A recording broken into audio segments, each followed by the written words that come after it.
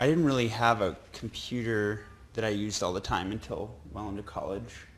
Um, but that song was kind of in high school.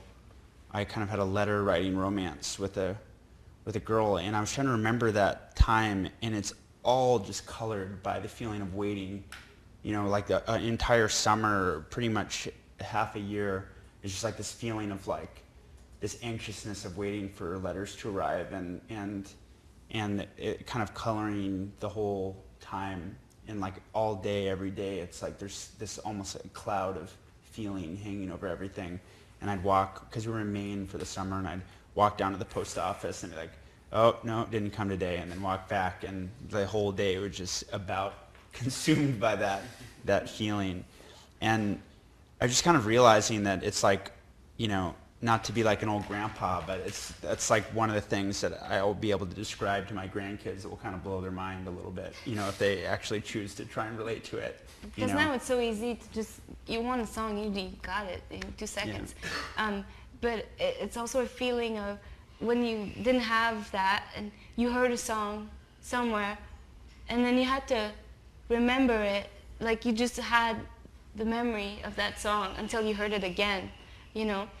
And I definitely grew up like this, and I think it actually it trained my brain big time, because I can play songs forward and backwards,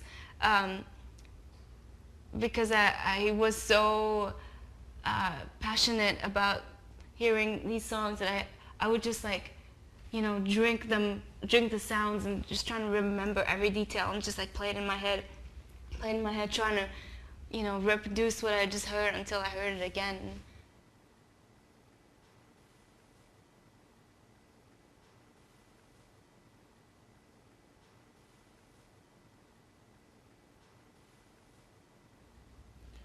I think kind of from the early days of this band, I think that we've always like tried to really engage with the audience, and sometimes it's a little bit more what's the word, like aggressive or antagonistic, and sometimes it's more kind of communal.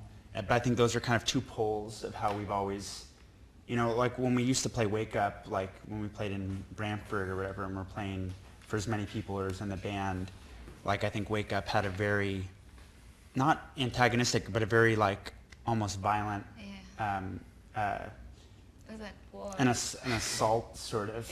And I think that those are really two really important poles of the band. And for Rococo, it's like definitely with a wink. It's definitely like it isn't like a litany of what's wrong with modern kids. There's definitely like it's definitely kind of there's definitely a wink there. But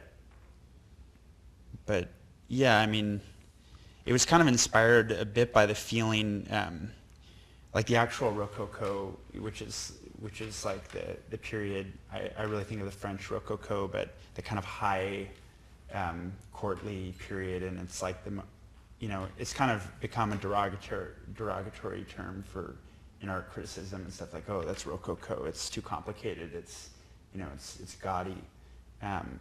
But that period was kind of like the height of the worst period of the French in Haiti, and it was kind of like this image of like these French colonists, like these big collars, like in their full Rococo regalia, being like in Haiti, and just like sweating and having these mosquitoes come, and this kind of like feeling of trying to translate that to like a modern